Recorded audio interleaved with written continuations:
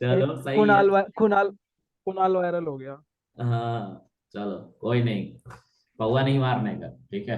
चलो। Okay continue गुरु जी, continue continue. हाँ, तो बुल पे आते हैं। बुल की हम बात कर रहे हैं। बुल हमें ट्रू फॉल्स बताता है। अगर तुम्हारा कोई भी डेटा टाइप इनमें से कोई भी डेटा टाइप अगर बुल के अंदर पास करोगे तो उसका अगर कोई मैग्नीट्यूड होगा, मतलब उसकी कुछ वैल्यू होगी, तो वो ट्रू बताएगा। अगर कोई वैल्यू नहीं होगी और या तो उस वैल्यू से ये सेंस आ रहा है कि उसका मैग्नीट्यूड जीरो है, तो वो फॉल्स दे देता है बुल। ठीक है। अच्छा, इनके अलावा ये पाइथन के कोर डेटा टाइप थे। इनके अलावा पाइथन के बाद थर्ड पार्टी लाइब्रेरीज के अंदर नमपाई है, नमपाई एरे। ठीक है, नमपाई एक मॉड्यूल है जिसकी मदद से हम एरे बनाते हैं। ठीक है, तो एरे को देखो, यहाँ पे भी एक इटरेबल पास करना पड़ता है। ये सारी कहानी इटरेबल से स्टार्ट हुई थी, इसलिए मुझे इटरेबल बताना पड़ा, सारे डेटा टाइप बताने पड़े, और साथ साथ ये बताना पड़ा कि कौन कौन सा इटरेबल कौन कौन सा नहीं।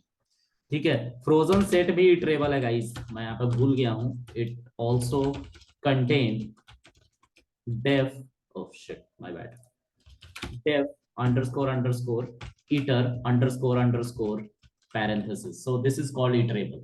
ओके, तो इतने ही iterable है, इसके अलावा कोई iterable नहीं है। ओ सेट छूट गया क्या? सॉरी गाइस, सेट छूट गया।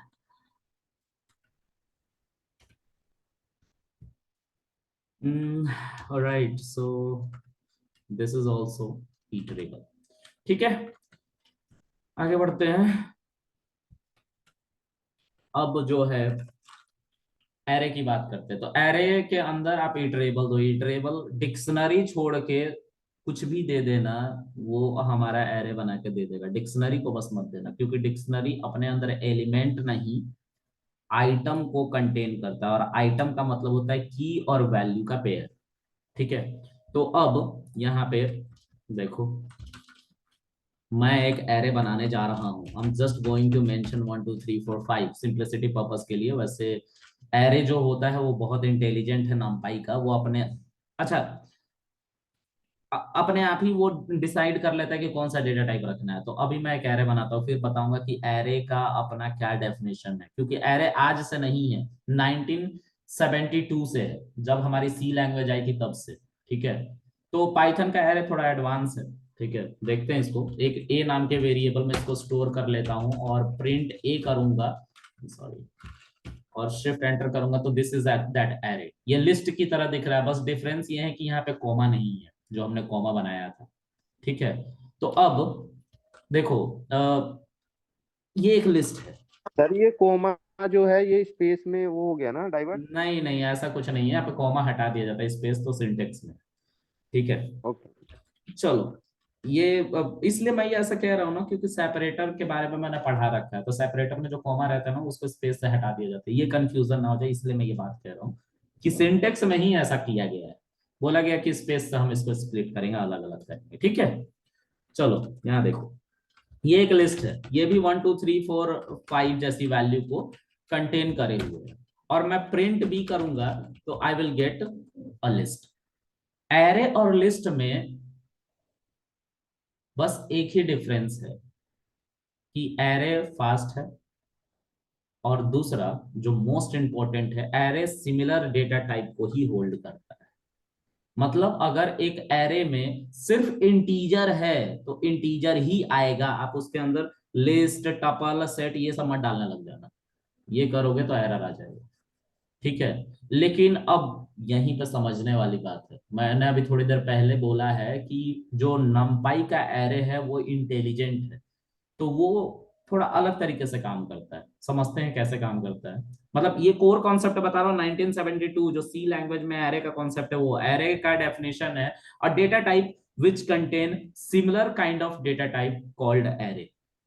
एक एरे जो अपने अंदर सिमिलर तरह के डेटा टाइप को ही कंटेन करे, उसको एरे कहते हैं। फॉर एग्जाम्पल, अगर मैंने ये इस एरे को बनाया है, तो इस एरे के अंदर अगर इंटीजर डाला है तो सबका इंटीजर होना जरूरी है। ठीक है, ये सी का और सी प्लस प्लस का एरे या जावा का एरे का कॉन्सेप्ट है। पाइथन भी वैसे ही लैंग्वेज को यूज करके बना है, सी की मदद से पाइथन बना है, तो इसके अंदर भी एरे का कॉन्सेप्ट ऐसा ही रखा गया। लेकिन इस एरे को थोड़ा सा इंटेलिजेंट बनाया गया, कहा गया कि अगर तुम्हारा एरे, यही एरे था ना जिसमें मैं सिमिलर डेटा टाइप रखे हुए हूं। अब मान लो इसके अंदर मैंने एक नाम डाल दिया या फिर एक ऐसा नंबर डाल दिया जो कि स्ट्रिंग में है। ठीक है, तो अब देखो क्या होगा, इसको बी नाम के वेरिएबल में स्टोर कर लेता हूं और प्रिंट भी करूंगा, तो देखो ये हमें सबको स्ट्रिंग बना के दे रहा है। ठीक है, तो ये थोड़ा इंटेलिजेंटली खेल लेता है। ठीक है, क्या करता है ये, तो थोड़ा सा और इसको एक्सप्लोर करता है तो खुद ब खुद पिक्चर थोड़ी सी क्लियर होगी। हम एक सी नाम का एरे बनाएंगे और इस बार क्या करूंगा, मैं इसी एरे को उठा रहा हूं। ठीक है, कुछ अलग नहीं, इसी को उठाते हैं और इसके अंदर जो भी वैल्यू लिखी हुई है इसमें से एक वैल्यू को मैं फ्लोट कर देता हूं। तो अब जब प्रिंट सी करूंगा तो देखो सब कुछ फ्लोट में कन्वर्ट हो जाएगा। ठीक है, अब एक आखिरी एरे, मैं इस एरे को उठा रहा हूं और इसका नाम मैं डी कर दे रहा हूं, डी। ठीक है, और यहां पे मैं ये जो एडिशनल एक था ना 5.3, अब मुझे जरा कोई बताएगा अगर मैं प्रिंट डी करूंगा तो मुझे क्या मिलेगा, सबका डेटा टाइप क्या स्ट्रिंग, होगा, स्ट्रिंग स्ट्रिंग होगा। स्ट्रिंग होगा। क्यों, क्योंकि स्ट्रिंग की प्रेसिडेंस हाई है। देखो एक छोटी सी कहानी से समझते हैं। स्ट्रिंग, फ्लोट और इंट, अगर आप लोग के घर में डैड हैं तो वो स्ट्रिंग है, आपकी मम्मी है तो फ्लोट है, और आप हैं तो आप इंटीजर हैं। अगर ये सब एक घर में रहते हैं जिसको हम एरे कह रहे हैं, एरे को ही घर कह रहे हैं, तो यहाँ पे सबसे ज्यादा किसकी सुनी जाएगी, कौन घर में स्ट्रिंग, डिसीजन लेगा। हाँ, स्ट्रिंग। पापा। तो पापा डिसीजन लेंगे तो पापा ही स्ट्रिंग है। ठीक है, मम्मी फ्लोट है और बेटा इंट है, जिसकी कोई इज्जत नहीं है वो इंट है। ठीक है, पापा स्ट्रिंग है जिनकी सबसे ज्यादा इज्जत है। हाँ, कोई कुछ कह रहा है, बोलो। नहीं बोलोगे, चलो। तो यहाँ पे हम बात कर रहे थे कि हमारा सबका डेटा टाइप कन्वर्ट हो जाएगा अकॉर्डिंग टू प्रीसिडेंस। तो प्रीसिडेंस जो है वो स्ट्रिंग की है, इसलिए सबको स्ट्रिंग में कन्वर्ट कर दिया गया। इसका एक फायदा भी था, पता है क्या, डेटा लॉस से बच जाना। ठीक है, अगर हम देखो, स्ट्रिंग ही है दुनिया में एक ऐसा कीवर्ड, मतलब डेटा टाइप जो हर तरह के वैल्यू को स्टोर करता है। तुम लोगों ने अभी थोड़ी देर पहले यहाँ पे हर तरह के डेटा टाइप को देखा है। ठीक है, अब मुझे एक ऐसा डेटा टाइप बताओ जो हर तरह के वैल्यू को कंटेन कर ले, तो वो सिर्फ स्ट्रिंग है। वो इसको भी अपने अंदर रख सकता है, इसको भी रख सकता है, बस दोनों तरफ इर्द गिर्द डबल कोट लगाना है। ठीक है, इसको भी रख सकता है, सेट को भी रख सकता है, फ्रोजन सेट को भी रख सकता है, डिक्शनरी को भी रख सकता है, कॉम्प्लेक्स को भी रख सकता है, बुलियन को भी रख सकता है, हर तरह के डेटा टाइप को रख सकता है। इसलिए उसकी प्रेसिडेंस आई है। ठीक है, तो इसका मतलब ये हो गया ना कि वो किसी के भी अंदर स्टोर हो सकता है या अपने आप में स्टोर करा सकता है। एरर नहीं आता है। तुम मशीन से जब बात करते हो तो इनपुट फंक्शन की मदद से करते हो पाइथन में। तो इनपुट फंक्शन ने भी बोल रखा है कि देखो, यूजर इनपुट तो कुछ भी ले सकता है, वो एक इंट भी ले सकता है, एक फ्लोट भी ले सकता है, एक स्ट्रिंग भी ले सकता है, कॉम्प्लेक्स भी ले सकता है, कुछ भी ले सकता है। तो हमें एक ऐसा डेटा टाइप चाहिए जो हर तरह के यूजर के इनपुट को अपने अंदर रख ले। समझ में आया? इसलिए स्ट्रिंग की प्रेसिडेंस हाई होती है। जो स्ट्रिंग है वो तो हर उसमें स्टोर हो रहा है, जैसे वो लिस्ट में भी स्टोर हो रहा है, वो टपल में भी स्टोर हो रहा है, वो सेट में भी स्टोर हो रहा है, और वो नहीं, खुद में भी स्टोर हो रहा है। मैं अभी इसकी बात कर ही नहीं रहा, मैं कह रहा हूँ प्रेसिडेंस की बात। ये स्टोर हो रहा है, अच्छी बात है, स्टोर हो रहा है एक एलिमेंट की तरह।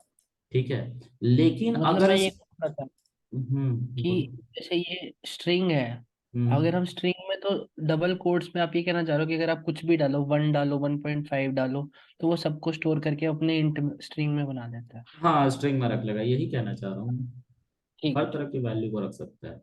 ठीक है, ओके, तो डेटा लॉस से बचा लेता है हर तरह के वैल्यू को।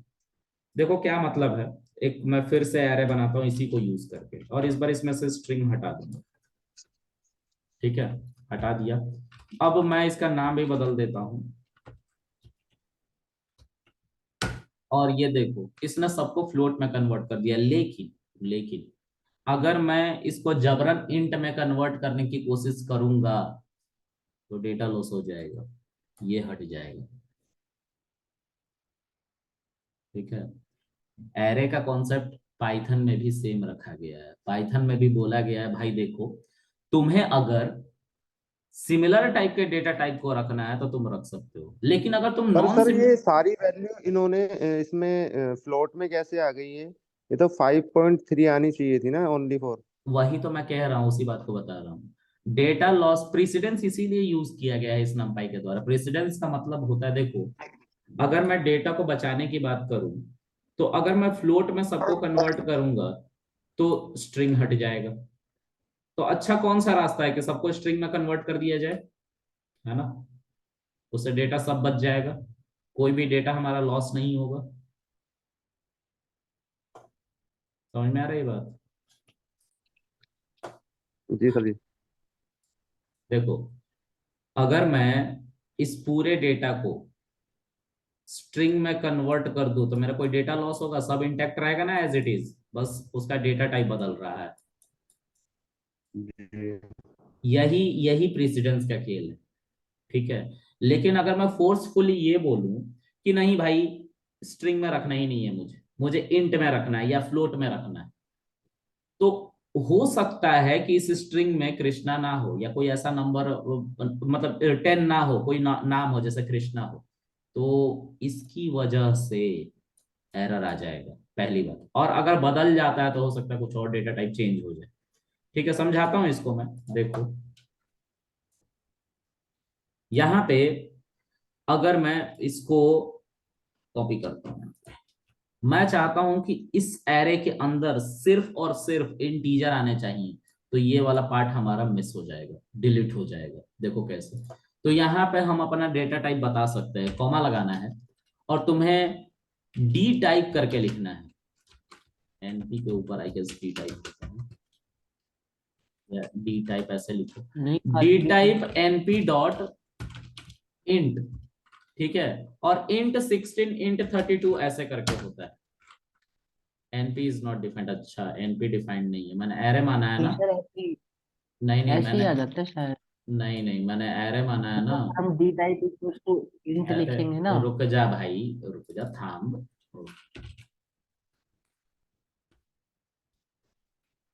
ठीक है। नमपाई डी टाइप ऐसे ही लिखा जाता है, लेकिन उसके बाद जो डेटा टाइप लिख रहा है वो नमपाई का डेटा टाइप होना चाहिए, इसलिए नमपाई लिखना पड़ता है। अगर ठीक हम है। जैसे नंपाई नहीं लिखते और खाली इंट डाल देते तो हो जाएगा इंट ना। लिखोगे तो एरर आ जाएगा। देखो कह तो रहा है कि इंट 16 भी 16 क्या है, हमें नहीं पता है, तो एक बार बताओ कि 16 भी हटा। 16 भी हटाओगे, हटा लो।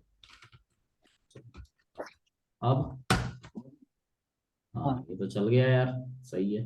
लेकिन फिर भी यहाँ पे हमें नमपाई का इंट बेस 16 में कन्वर्ट करना है। ठीक है। अब ये किस इंट में कन्वर्ट किया है, क्योंकि इंटीजर के अंदर, मतलब एरे के अंदर हमारे ब्लॉक्स के बारे में भी बताया गया है। ठीक है।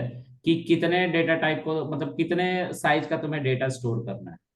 मैंने तुम लोग को बताया हो शायद कि इंट 8, इंट 16, इंट 32, इंट 64, ये सब बेस है। मतलब कितना ये ब्लॉक यूज करेंगे, क्योंकि जितना भी तुम नंबर देते हो वो डे एंड में बाइनरी में कन्वर्ट करके इन्हीं शेल के अंदर रखा जाता है। तो इंट 8 का मतलब इसमें 8 शेल होंगे, मतलब 8 बाइनरी वैल्यूज आएंगे। कितने हो गए? 4 4 8। ठीक है। उसी तरह से 16 का मतलब होता है कि ये अब 16 बॉक्सेस होंगी। 32 का मतलब होता है 32 बॉक्सेस होंगे। तो जितनी बड़ी बॉक्सेस होंगी उतना ज्यादा स्पेस लेगा, भले ही वो यूज में है या नहीं है। ठीक है। इसलिए हम यहाँ पे डिफाइन करते हैं। तो वो नमपाई के अंदर ही मेंशन किया गया है डेटा टाइप। अब ये जो इंट है ये पाइथन का इंट यूज कर रहा है।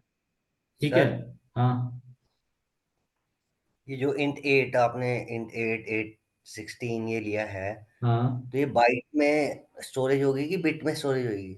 बिट में स्टोरेज होती है ना भाई, बिट ओके सर। मिलके बाइट बनाते हैं। ठीक है। Okay sir. चलो, तो यहाँ पे हम numpy का इस्तेमाल करके अपना, एक सेकंड, थोड़ा सजेशन आता ना तो सही रहता, सजेशन नहीं आ रहा है। मैंने इंट लिखा और देखो इंट 16 इन 32 इंट 64 है ना, लेकिन इसमें कहीं तुम्हें इंट नहीं दिखाई दे रहा, कहीं इंट दिखाई दे रहा है क्या? देखो बस इंट, क्योंकि ये पाइथन का इंट तुमने लिख दिया था वहां पे।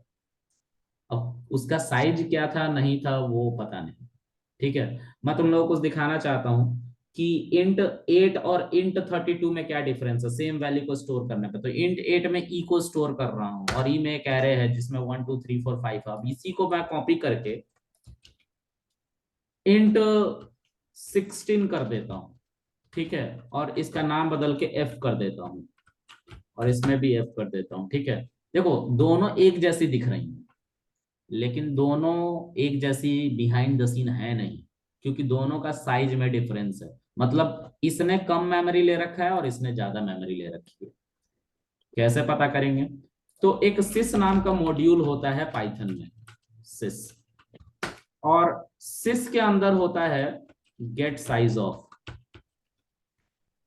Gate size of. इसके अंदर अगर तुम ई को रखोगे तो ई का साइज 117 बिट है, और सिस गेट साइज ऑफ तुम एफ रखोगे तो 122। देखो साइज बढ़ा हुआ है ना, दोनों सेम ही बात थी, 1 2 3 4 5 1 2 3 4 5, लेकिन दोनों के मेमोरी साइज में डिफरेंस है।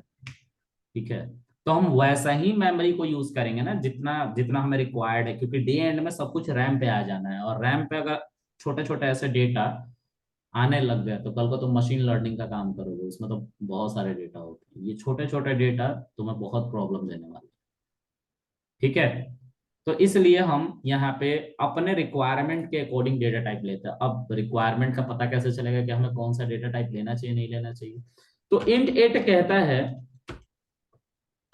इंट 8 कहता है कि -128 से लेके 127 तक के वैल्यू को हम स्टोर कर लेते हैं। -128 से लेके 127, मतलब मान लो कि मेरे पास एक वैल्यू है -1119, तो इसको स्टोर करना है तो इसके लिए इंट 8 सफिशियंट। ठीक है, -127 को स्टोर करना है अगर मेमोरी में तो इंट 8 सफिशियंट है, -128 स्टोर करना है तो इंट 8 सफिशियंट है, लेकिन -129 को स्टोर करना है तो इंट 8 अब सफिशियंट नहीं है, वो डेटा लॉस कर जाएगा, मतलब डेटा को वो स्किप करने लगेगा, छोड़ने लगेगा। ठीक है, चलो मैं इसको करके बताता हूँ।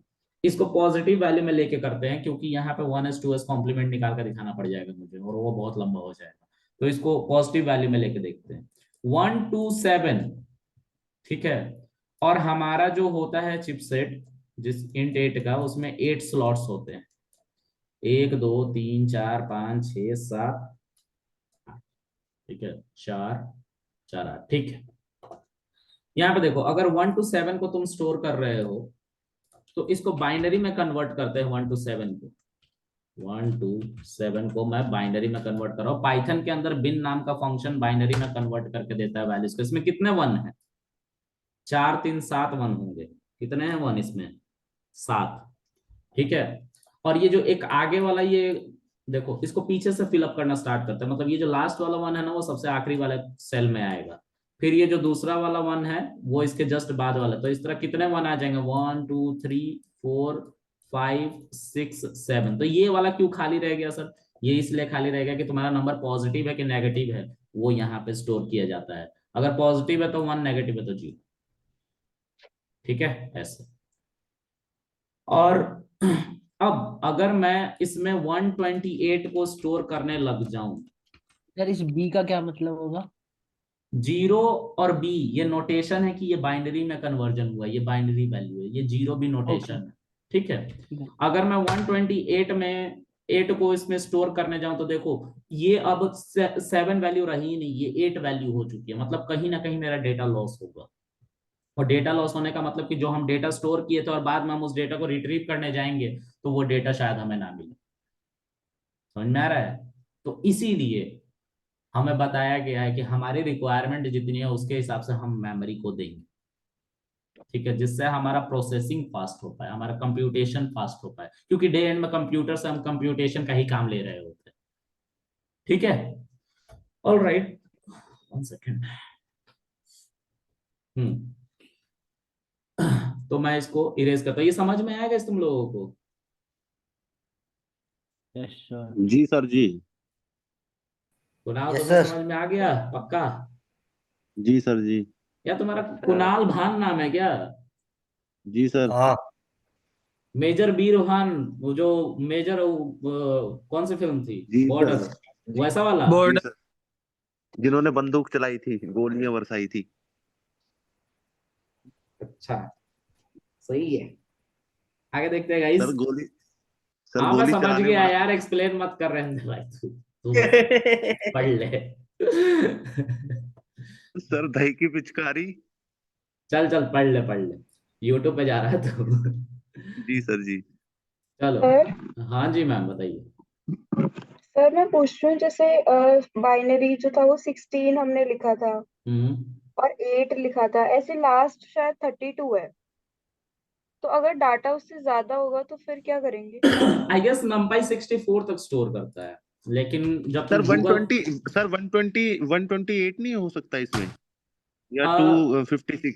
नहीं भाई, ऐसा नहीं हो रहा होता है। देखो यहाँ पे मेमोरी बढ़ गई तुरंत, मतलब जो नंपाई के अंदर सपोर्ट दिया गया है मेरे हिसाब से इंट 64 तक का दिया गया है, लेकिन कहीं कहीं पे सजेशन तुम्हें मिलेगा कि इंट 256 में कन्वर्ट कर लो, और या इंट 128 में कन्वर्ट कर लो। देखो यहाँ पे इसका सपोर्ट नहीं है, नहीं है ना, नहीं है। लेकिन गूगल कॉलैब पे तुम जाओगे, गूगल कॉलैब के बारे में तुम लोग को शायद नहीं बताया हूं मैं, ठीक है, बट फिर भी देखते हैं गूगल कॉलैब। ये हमारा प्लेटफॉर्म है जहाँ पे हम हमारा रैम कम होता है तो हम काम करते हैं। तो यहाँ पे पाइथन का सपोर्ट दिया गया है गूगल वालों के द्वारा। तो यहाँ से हम एक कोड खोल लेते हैं, ठीक है।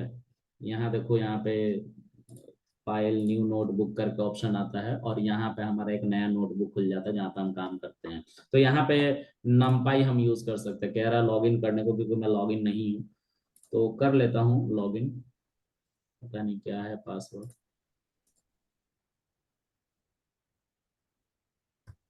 एक सेकेंड गाइस। सजेशन ही बस आता है, लेकिन उसका कोई फायदा नहीं है, ठीक है। ये बस धोखा है एक तरह का, वही मैं आप लोगों को दिखा रहा हूँ कि ऐसा होगा आपके साथ। तो ये मत समझ लेना कि numpy 128 या 256 या 512 तक की वैल्यू को सपोर्ट करने लग गया, ऐसा नहीं होता। 64 तक का ही सपोर्ट है, लेकिन अगर उससे ऊपर के एरे बनाने हैं तो आपको जाना पड़ेगा टेंसर फ्लो डीप लर्निंग के टूल की तरफ, या पाइटॉर्च की तरफ, वो भी डीप लर्निंग का टूल है, रीइंफोर्समेंट लर्निंग का टूल है, जो हायर वर्जन ऑफ एआई है सब, ठीक है। तो यहाँ पे देखो, यहाँ पे सब कुछ पहले से इंस्टॉल होता है, मतलब यहाँ पे आप कुछ भी लिखते हो ना तो ये बेसिकली आपके पीसी पे सिर्फ दिखाई दे रहा है, चल सारा का सारा ऑपरेशन हो रहा है गूगल के सर्वर पे, गूगल के इंजन पे, ठीक है। और गूगल का इंजन यहाँ से कनेक्ट होगा, कनेक्ट पे क्लिक करोगे तो कनेक्ट हो जाएगा। अब यहाँ पे देखो सब कुछ पहले से इंस्टॉल्ड होता है, यहाँ पे जैसे ही ये कनेक्ट हो जाएगा तो रैम और डिस्क दिखाने लग जाएगा, ठीक है।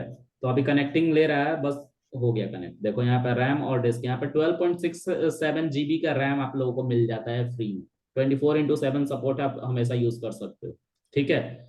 और ड्राइव भी आप लोगों को, मतलब यहाँ पे स्टोरेज भी मिलता है, लेकिन इस स्टोरेज को यूज मत करना। देखो 107.72 जीबी दिखा रहा है, जो कि स्टोरेज है, जिसमें 40.26 जीबी ऑलरेडी इन यूज है। तो मैं बोलूंगा कि ये स्टोरेज और कुछ नहीं बल्कि ये है, यहाँ पे आप अपना डेटा डाल सकते हो। लेकिन जैसे ही ये डिस्कनेक्ट होगा ना, ये डिस्कनेक्ट होता है कैसे, तो मान लीजिए कि बहुत ज्यादा आपने रैम यूज कर लिया तो ये डिस्कनेक्ट हो जाएगा, ठीक है।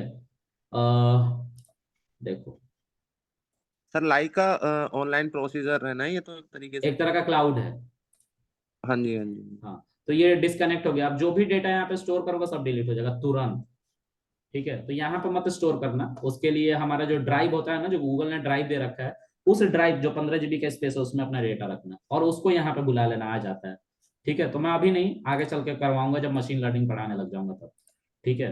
हो सकता है मैं तुम लोगों को क्लाउड पढ़ाऊं, क्योंकि 3 दिन की मेरी छुट्टी है, तो मैं क्लाउड अपग्रेड कर रहा हूँ, ठीक है। तो गुरुजी थोड़ी जल्दी, 3 दिन की छुट्टी है तो क्लासेस? पे क्लाउड तुम लोग को अभी नहीं पढ़ा रहा है, पहले मैं खुद तो उस पर एक्सपेरिमेंट कर लूँ। अभी एक प्रोजेक्ट अरे डिप्लॉय नहीं किया यार, है सिर्फ 3 दिन की क्लाउड पे। छुट्टी, जैसे 3 दिन की छुट्टी है तो थोड़े जल्दी क्लासेस ले लो, अब तो लेट 10 बज रहे हैं।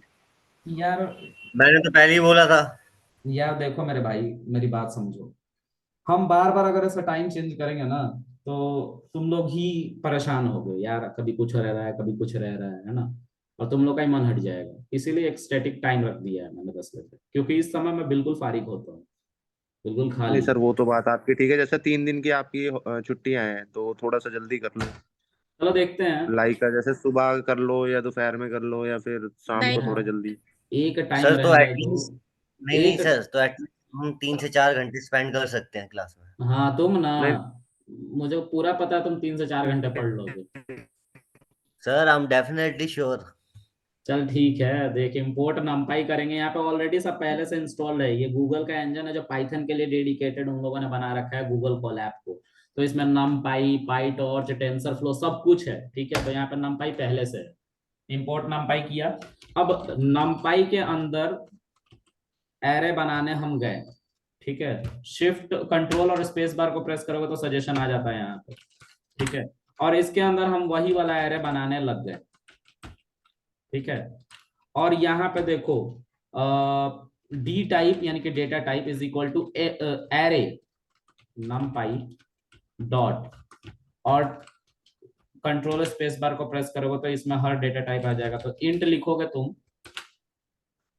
एक सेकेंड, तो देखो इंट 0, इंट 128, इंट 256 दिखा रहा है ना, लेकिन सपोर्ट नहीं करता। आ गया एरर, सजेशन में खुद ही दे रहा है और खुद ही नहीं सपोर्ट कर रहा है। देखो कह रहा है ना, module numpy has no attribute in 256, लेकिन जैसे ही तुम इंट 64 करोगे सपोर्ट करने लग जाएगा ये। तो numpy जो है वो ग्लोबल पैकेज है, उसको चाहे हमारा गूगल कोलैब यूज करे या हम यूज करें, ठीक है।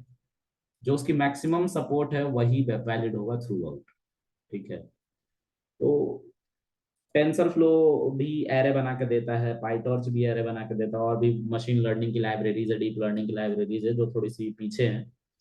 ज्यादातर काम हमारा पाइटॉर्च या टेंसर फ्लो पे हो रहा है। इवन मैं भी पाइटॉर्च पे ही कुछ कुछ काम कर रहा हूँ, ठीक है आजकल।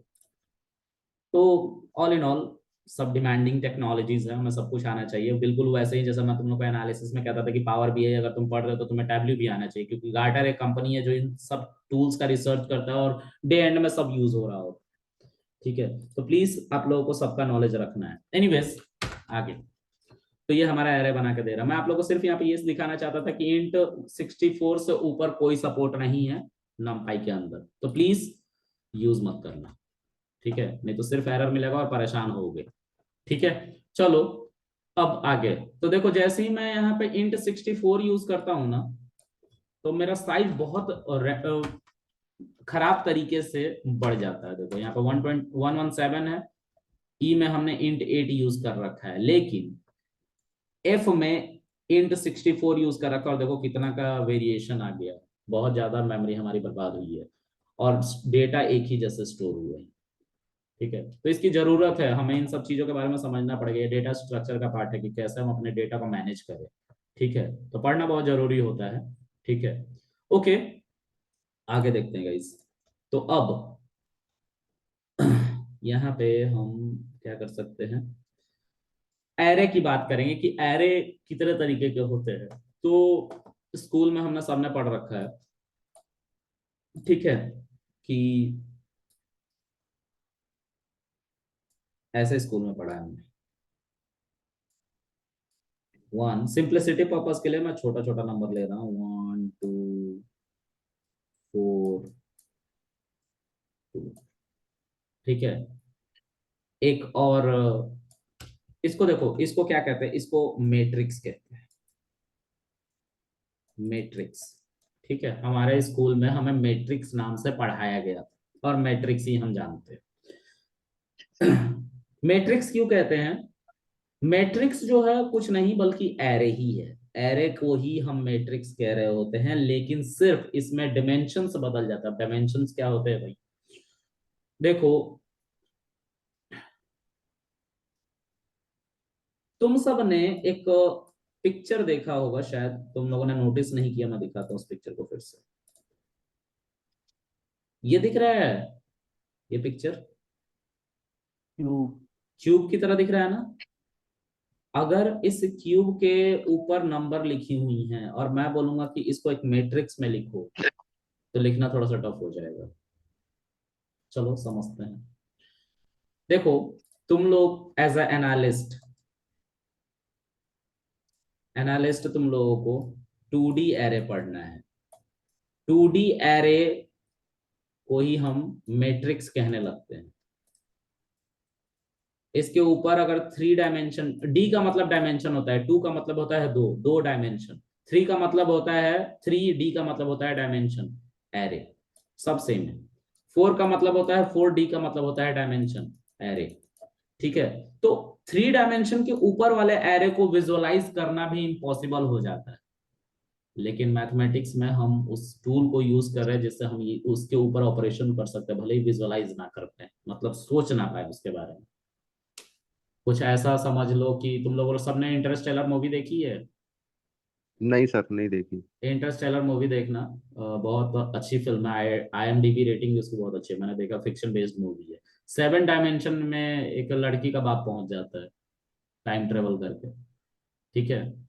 तो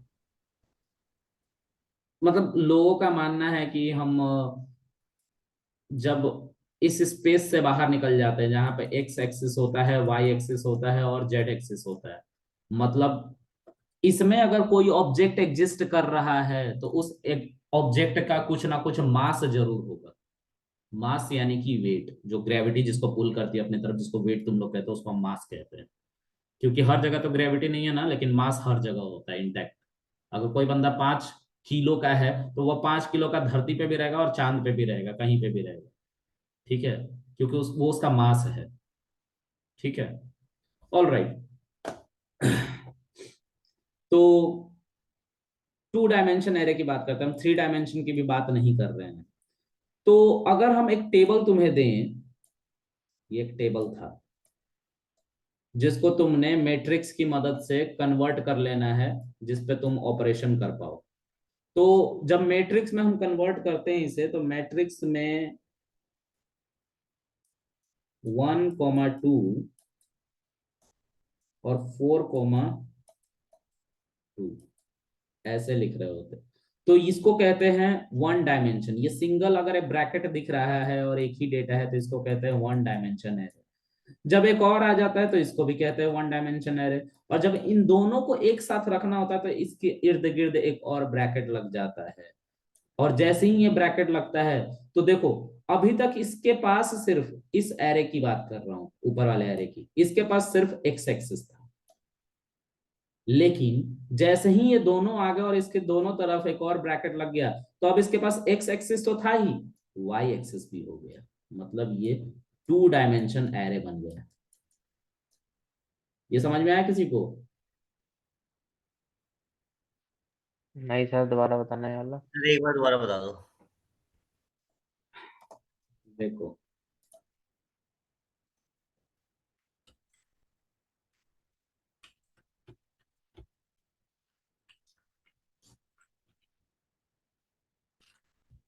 अब बार बार मुझे क्या करना पड़ रहा है ना, कि एरे बनाने के लिए नमपाई पूरा लिखना पड़ रहा है, फिर एरे लिखना पड़ रहा है। इसको मैं ठीक करने के लिए मैं चाहता हूँ कि एक बार फिर से नमपाई को इंपोर्ट करूँ।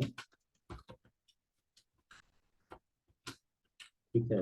और ये नमपाई मुझे बार बार लिखना पड़ रहा है बड़ा बड़ा, तो मैं इसकी जगह पे एनपी लिख दूंगा, इसके लिए अलाइसिंग कर रहा हूँ। ठीक है। तो अगर मैं बोलूँ इन सभी नंबर को तुम नंबर लाइन पे दिखाओ, तो तुम कैसे दिखाओगे? एक लाइन खींचोगे और इस लाइन पे लिख दोगे 1, 2, 3, 4, 5, 6, ये कर लोगे। लेकिन जैसे ही मैं बोलूंगा कि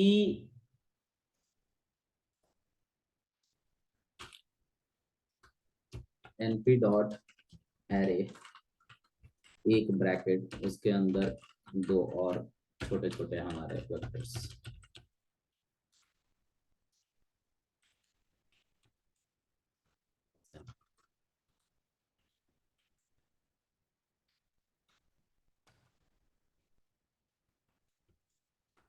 एक ब्रैकेट एक्स्ट्रा है सर।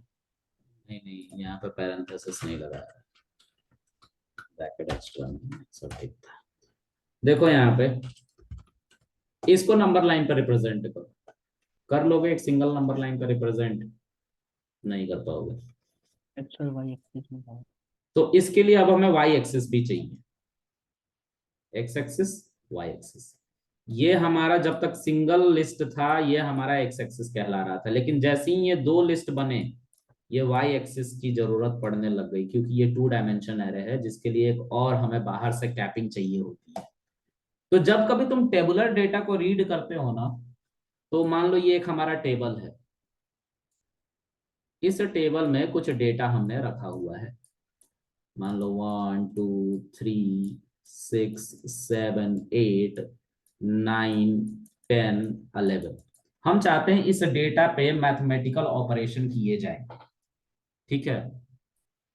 तो इस डेटा का जो मल्टीप्लिकेशन करना है वो एक और एरे से करना है जो इसी के शेप में है, 2 3 4 5 6 7 8 9 और 1, ठीक है। इससे मल्टीप्लाई करना है। तो आप मैट्रिक्स के बारे में जानते हो, इन सबों को मैथ्स में अगर दिखा दिया जाए आपको तो आप एक स्क्वायर ब्रैकेट लगा दोगे ऐसा बड़ा सा, इसके इर्द गिर्द भी स्क्वायर ब्रैकेट लगा दोगे। इसका डायमेंशन 3x3 है, इसका डायमेंशन भी 3x3 है। मीटिंग तो खत्म होने वाली है। मीटिंग खत्म होने वाली है, ऐसी मनहूसियत वाली बातें मत करो यार। हो पिक्चर मेरा खराब हो सर जाएगा। लेस देन चलो फिर से मीटिंग रिज्वाइन करो यार सब।